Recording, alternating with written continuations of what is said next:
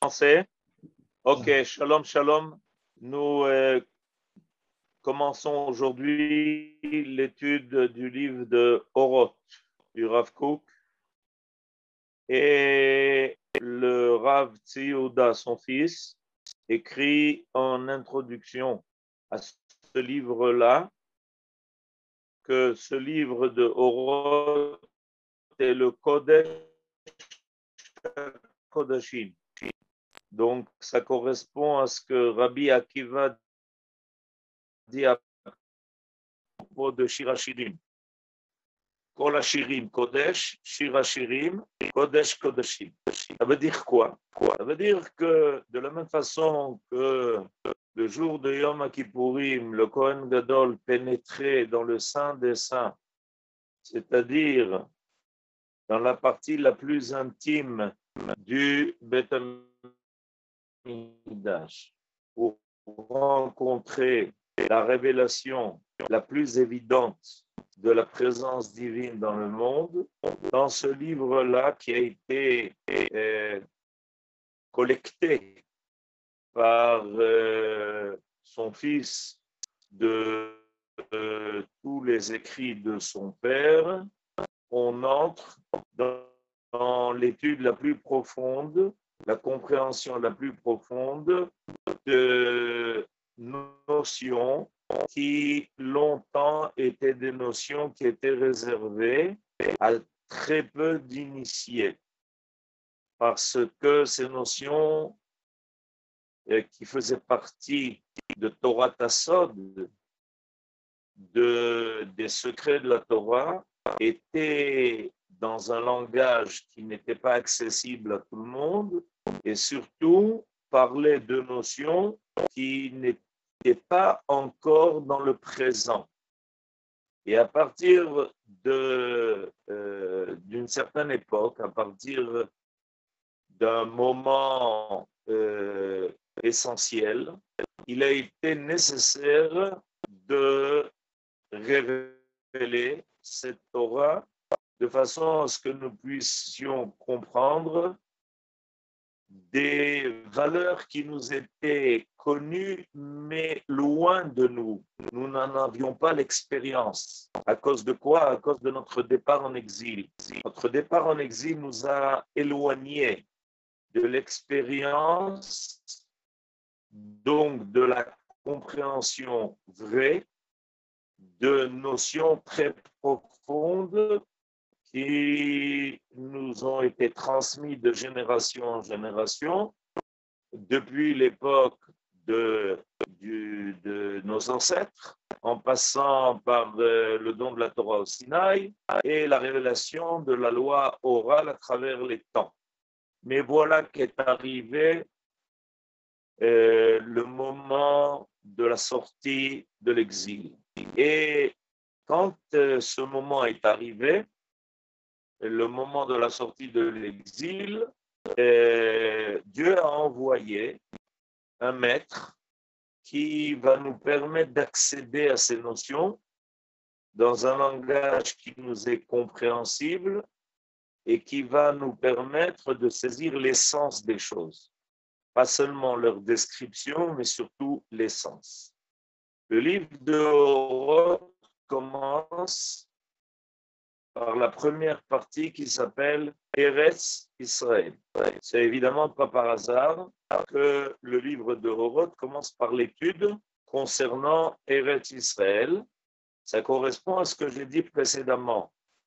C'est-à-dire que dans ce livre-là, on a accès à des notions dont nous étions très loin auparavant. Pourquoi? Parce que malheureusement, géographiquement parlant, et pas seulement géographiquement, mais aussi géographiquement, nous n'avions pas l'expérience d'un vécu en Eretz Israël. Et il est clair que le temps de la délivrance entre le peuple et sa terre. Et ce rapprochement doit être étudié et il doit être vérifié. parce qu'on peut le considérer sous certains angles, comme c'est arrivé par l'intermédiaire du sionisme non religieux. Le rapprochement du peuple et de sa terre peut être saisi comme étant une volonté d'ordre national, comme on a pu la rencontrer chez d'autres peuples qui ont voulu une indépendance sur un sol qu'ils pensaient être leur sol historique. Et dès le départ de cette étude, dans cette partie qui concerne Israël et le chapitre 1, lire les phrases qui commencent ce chapitre-là, le Rav Kook va tout de suite faire un tri pour nous expliquer ce que Eretz Israël n'est pas, et en cela refuter une approche qui est profane de Eretz Israël, pour nous expliquer que Eretz Israël est une idée profondément de foi. Ce n'est pas une approche d'ordre profane, mais ça doit être une approche qui est du niveau de la Emouna, de la connaissance de la Torah de façon authentique. Alors, je lis les premières phrases, puisque notre but est une étude de texte, donc on va lire les premières phrases. Eretz Israël, chapitre Aleph. Eretz Israël enena davar chitzoni, kinyan chitzoni lauma. רק בתוך אמצעי למטרה של ההתאגדות הכללית והחזקת קיומה החומרי או אפילו הרוחני. Dans la première phrase, donc, le Rav Kook met de côté une mauvaise approche de la compréhension de ce qu'est Eretz Israël. Alors, de quoi veut-il nous mettre en garde? Vous avez remarqué que le mot chitzoni, qui veut dire extérieur, apparaît deux fois dans ce texte-là. Eretz Israël enena davar chitzoni. Ça veut dire quelque chose qui n'est pas de l'essence même de notre lien avec cette terre-là. Kinyan chitzoni lauma. Un bien qui ne serait qu'un bien historique, donc peut-être qui tiendrait du hasard. On pourrait considérer que la place que chaque peuple a sur le globe terrestre vient mais pas quelque chose entre le peuple qui habite cette terre et la terre dans son essence même. Un moyen. Alors, il y a ici quelque chose d'important à redire.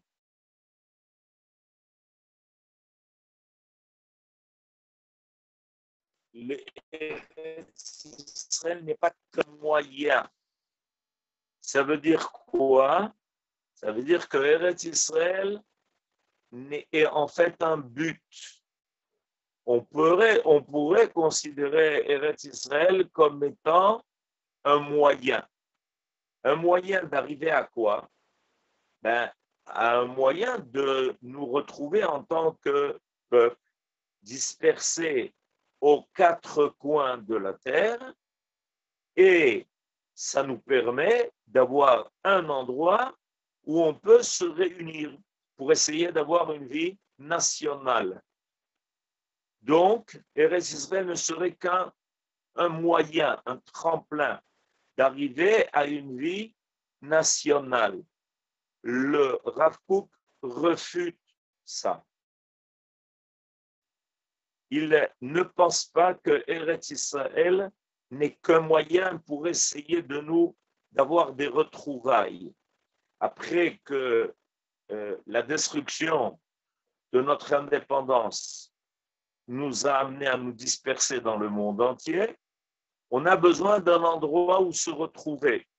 Alors, vous savez très bien qu'il y a plusieurs propositions qui ont été faites pour essayer de repérer dans le monde un endroit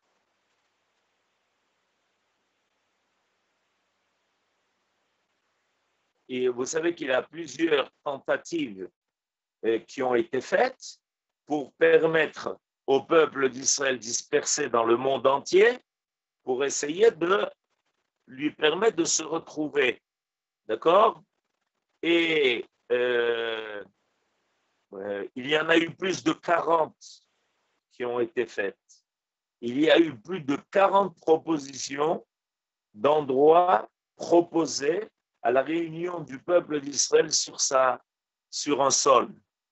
Vous en connaissez une partie, vous avez sûrement entendu parler de l'Ouganda, vous avez sûrement entendu parler de l'Argentine, et vous avez peut-être entendu parler de d'autres endroits, y compris Madagascar. Eh bien non, le Rav Kook dit que c'est une erreur profonde de penser que notre lien avec Eretz Israël ne vient que du hasard de la possibilité de retrouver la Palestine parce que tout le monde s'est mis d'accord qu'à ce moment-là, la Palestine était peut-être un endroit qui était libre et qui permettrait au peuple de se retrouver. Bon. Alors, je m'excuse pour ceux qui me disent que leur son ne leur permet pas d'entendre les choses comme il faut. Grave. Si J'espère vous aviez qu'on arrivé le arrivera problème, à résoudre ce problème-là. Toujours est-il que, pour ceux qui m'entendent en tout cas, oui, non, je dis juste grave que j'entends pas Yaakov. si vous pouvez aller dans un endroit où il y a une meilleure connexion, ça serait très bien. Mais si c'est trop compliqué, on réglera ça la semaine prochaine, les Hachem. OK. Maintenant, est-ce qu'on m'entend mieux peut-être? Un peu mieux. Est-ce qu'on m'entend mieux maintenant? Il y a, il y a des coupures. Il y a des coupures. Ouais. Si c'est trop compliqué, Raph, Bon, c'est pas grave. On verra ce qu'on fait la semaine OK. prochaine. Alors, on verra ça la semaine prochaine. OK, j'ai compris. Bon, en tout cas, voilà. Voilà ce que j'ai commencé à expliquer. Et pourquoi? Parce que là, la position de Eretz Israël, dans ce cas-là, est évidemment une position qui nous est extérieure à nous-mêmes. Alors, je lis maintenant la deuxième phrase. Eretz Israël ichativa atzmutit, shura bekesher chayim im hauma, chavuka besgulot pnimiyot im metziuta. Alors, ce qui nous est dit maintenant, c'est que en réalité, le lien qui nous lie à Eretz Israël en tant que peuple, en tant que nation, et des fois ça apparaît au niveau des individus, est un lien qui est un lien d'essence. C'est un lien essentiel, comme le lien qui unit le corps et l'âme. Le lien qui unit le corps à l'âme est un lien qui est essentiel, dont on ne connaît pas véritablement le secret.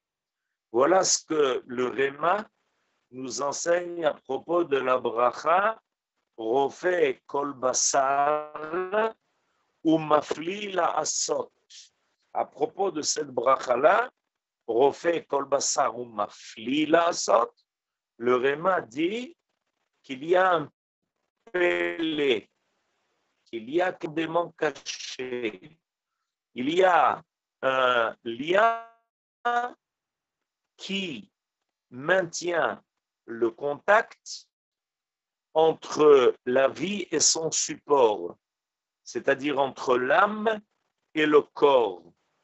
À chaque âme correspond un corps et un corps a son apparence telle qu'il a son apparence par l'âme qui est en lui. Mais il y a quelque chose qui les lie, qui les relie. Alors, le lien que nous avons, nous, le peuple d'Israël, avec la terre d'Israël, est du même domaine. Il y a un secret profond qui fait que cette terre nous correspond et que nous correspondons à cette terre. C'est un lien de vie.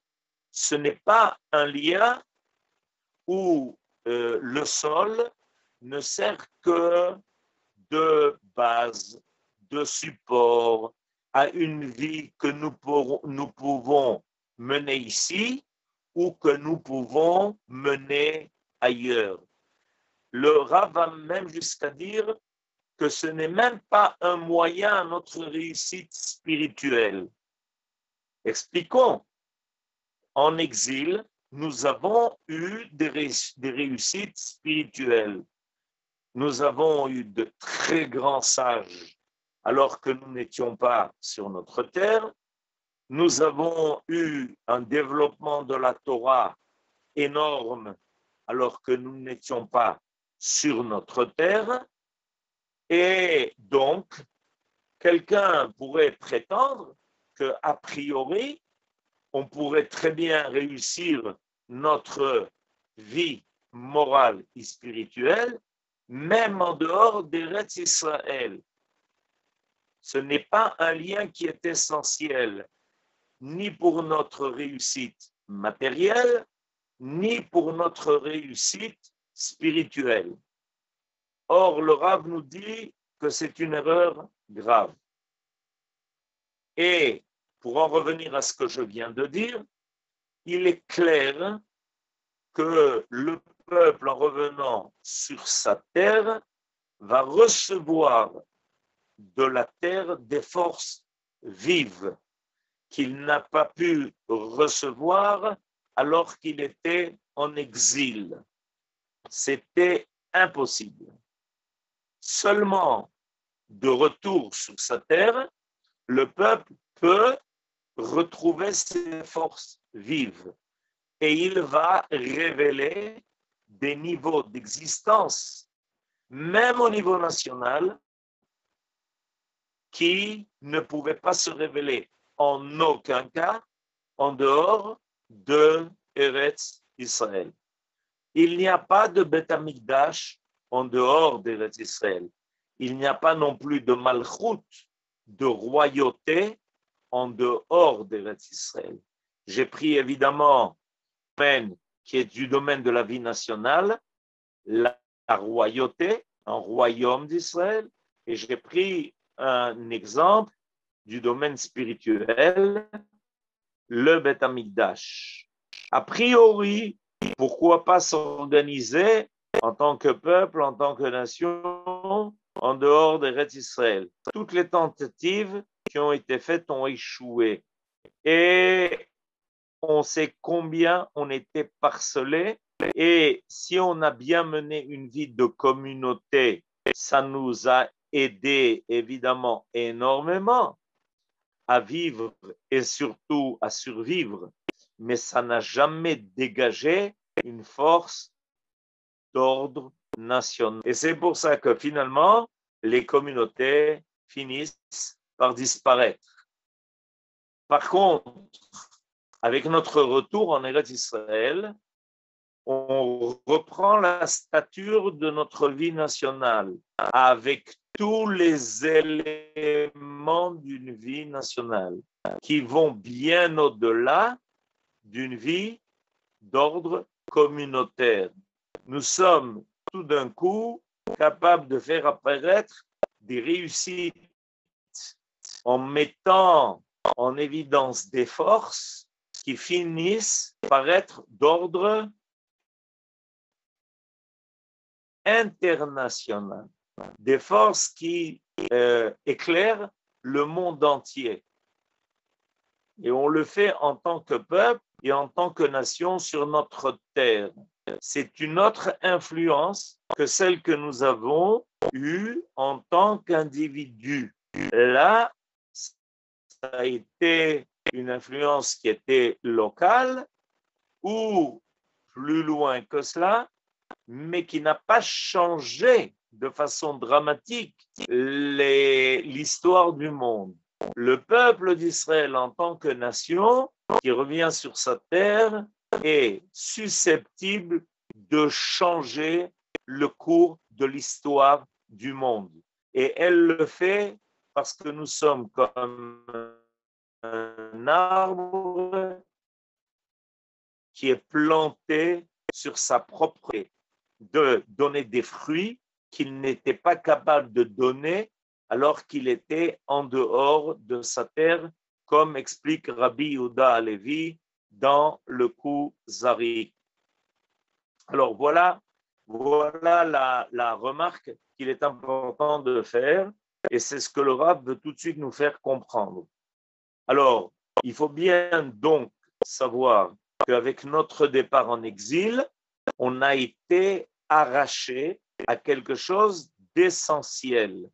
Ce n'est pas simplement un changement géographique qui se fait lorsque l'on part en exil ou un autre changement dans le sens de notre terre, c'est un autre niveau de vie, une autre dimension qui n'a rien à voir avec la dimension précédente.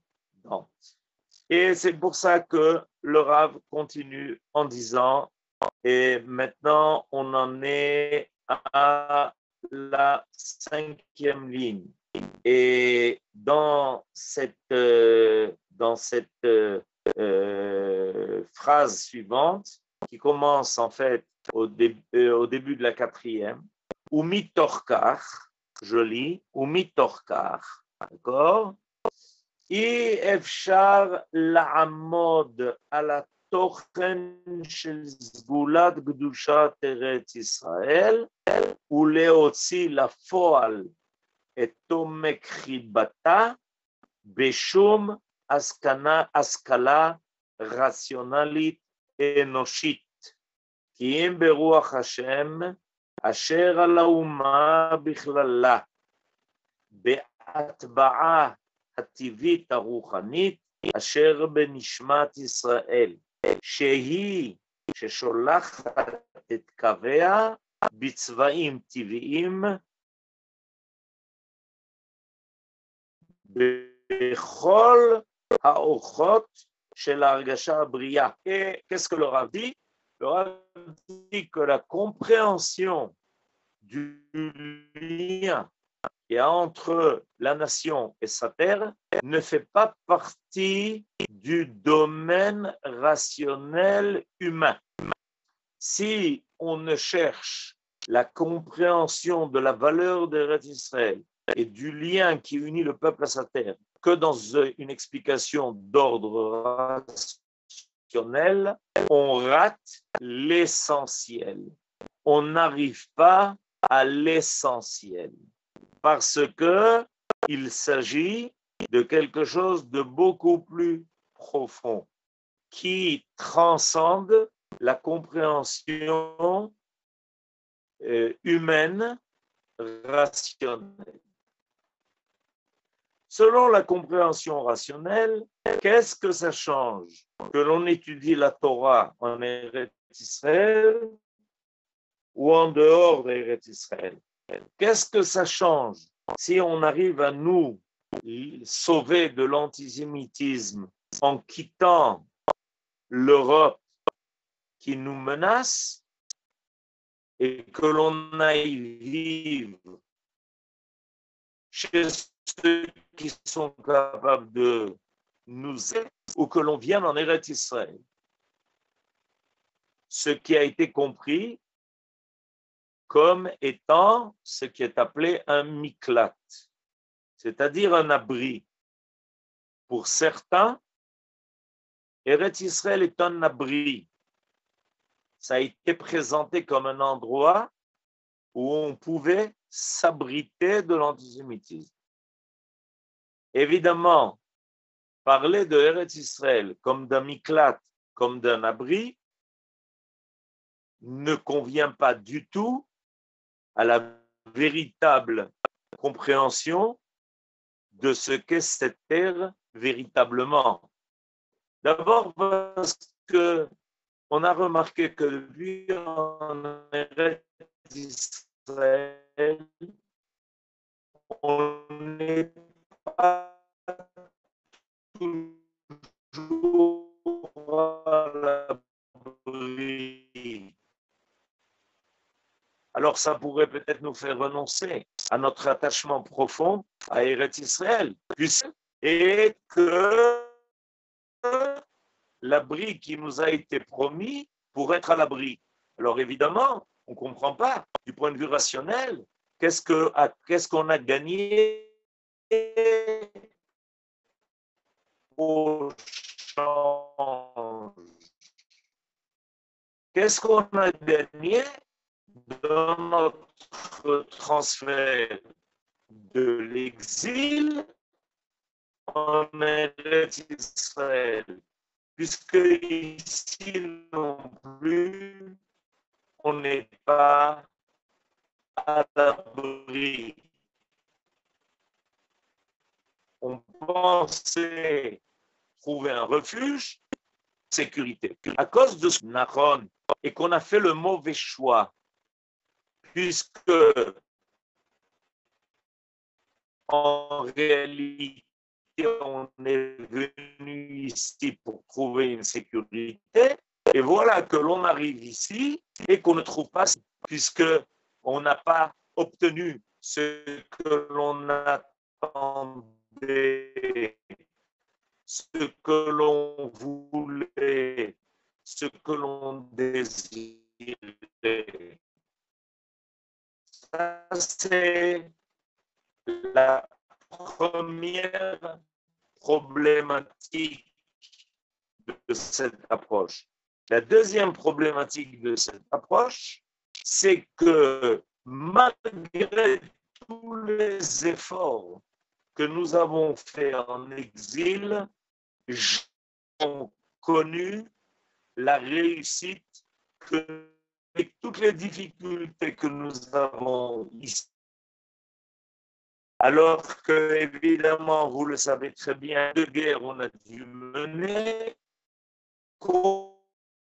d'obstacles on a dû surmonter, et pourtant, malgré la réussite du peuple sur sa terre, et les nations en sont abasourdies.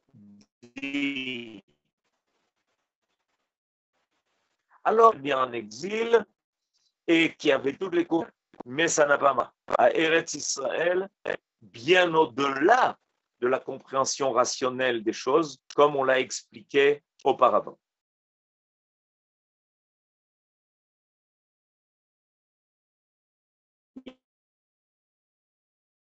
Il y a ici une création. Il a créé un terre qui convient au peuple qu'il a aussi créé. Il y a une création. Alors, je reviens. La deuxième, je me suis désolé pour ceux qui n'ont pas pu entendre. La deuxième raison que j'ai invoquée, c'est que malgré les conditions extraordinaires que certains juifs en exil ont connues, ils ne sont jamais arrivés, ils ne sont jamais parvenus à ce à quoi nous parvenons aujourd'hui en tant que nation sur notre terre. Et ça prouve quoi? Ça prouve que la réussite du peuple sur sa terre dépend précisément de cette création qui est une création particulière. Cette terre fait partie, ce n'est pas une explication d'ordre rationnel qui nous expliquera toute notre réussite.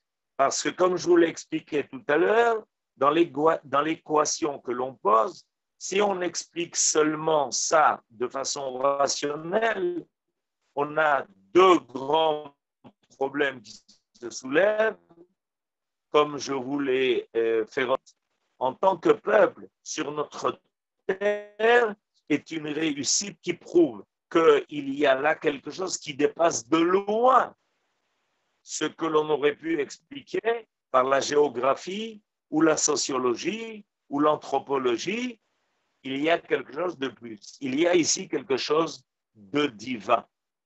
Et la Torah insiste beaucoup là-dessus, en disant que la terre, cette terre-là, sur laquelle nous nous trouvons, est une terre qui est sous providence divine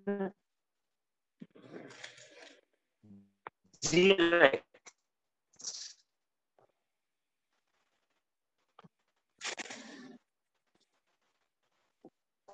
Complète. Alors, la providence qui s'exerce en dehors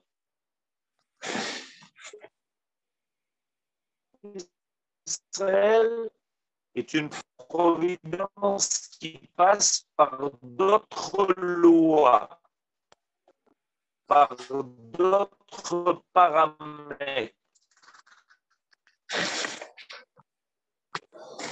Alors que la providence s'exerce sur cette terre-là, providence qui est sa terre, se met réveiller en lui le côté divin qui se cache en lui. Alors, je voudrais expliquer ça pour compléter notre étude. Plus nous nous éloignons de Israël, plus on se trouve livré à des lois de la nature en nous des autres. Et c'est comme ça que l'exil petit à petit va mettre en danger notre identité. Le retour du peuple sur sa terre fait tout de suite un phénomène de catalysateur qui va éveiller et réveiller en nous des forces qui ne peuvent se révéler qu'avec le contact avec cette terre, parce que cette terre a été prévue pour ce peuple-là, comme le dit Rashi dans la paracha que nous avons lue hier, Shabbat Bereshit. Rashi tout de suite explique qu'il y a un choix ici qui est divin. Ce n'est pas un phénomène d'ordre naturel seulement. Il y a ici une démarche d'ordre divin qui va nous expliquer comment, bien que le peuple se soit dispersé et répandu aux quatre coins de la terre, il va être finalement profondément attiré par cet aimant de vie qui est la terre de vie. Eretz Israël, Eretz Achayim. la vie porte en elle un secret. On est loin d'avoir découvert le secret de la vie. On est loin, on le sait tous. Toutes les études qui sont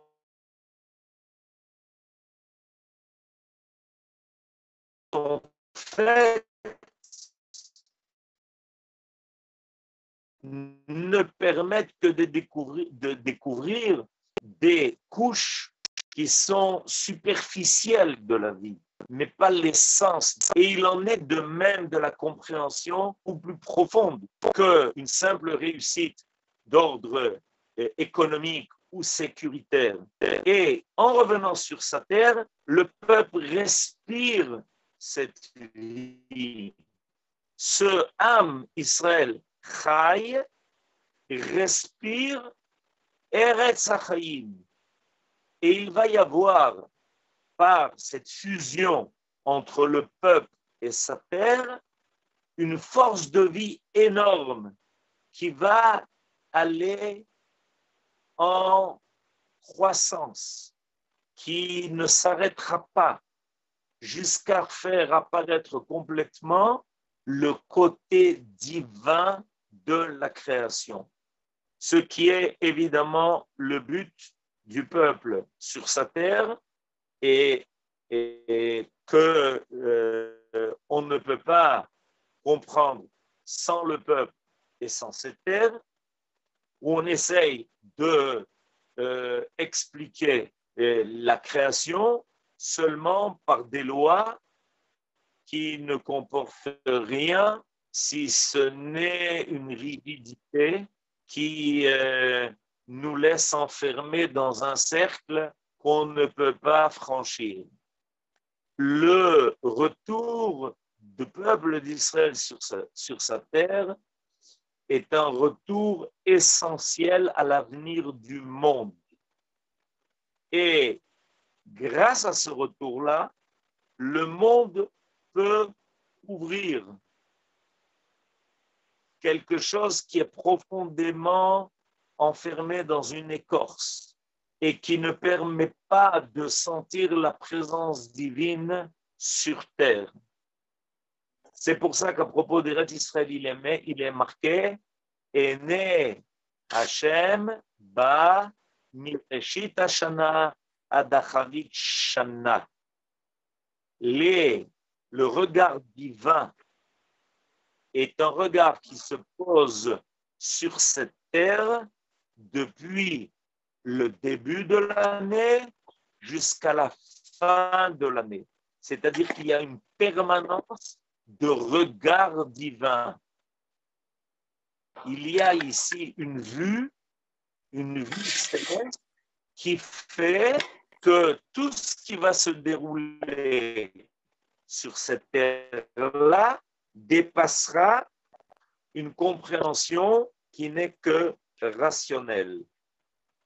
Et voilà ce à quoi on doit parvenir. Alors, vous avez compris pourquoi le Rav Kook a tout de suite voulu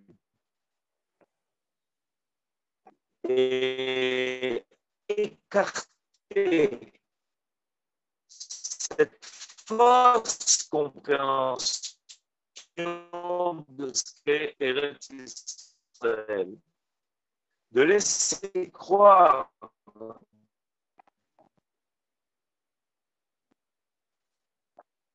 qu'un lieu de refuge sans tête à nous sentir profondément des sources, sa véritable dimension de vie, ça va nous donner des forces qui sont énormes. Le retour d'Israël sur sa terre est un événement d'ordre cosmologique qui le peuple d'Israël lui-même a du mal encore à comprendre la raison profonde de ça et les conséquences énormes que ça va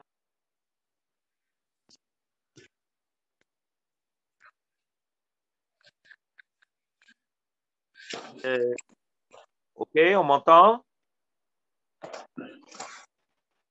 Non, on n'entend pas. Vous m'entendez? Non, On entend très Est-ce que mal, vous très mal, ça coupe. m'entendez? non, Ah, non, il y a eu on un, n'entend pas. il y a eu un Ça gros coupe souci très avec souvent. on a eu un souci avec, votre micro, la connexion. On n'entendait pas très bien. C'est dommage, mais par contre, on OK. essaiera, si tu veux, de Bon, faire alors, mieux. OK, j'espère que la prochaine fois, on améliorer ça. Et en attendant, Toda Rabba, j'espère que quand même vous avez pu saisir au moins une premier chapitre de Oroth et que la première qui a été dit aujourd'hui. À bientôt à tous ceux qui se sont joints à nous. Et à nouveau, Merci. Slicha. Merci beaucoup, Rav. Pour ce son qu'on doit évidemment améliorer. Les hitrot.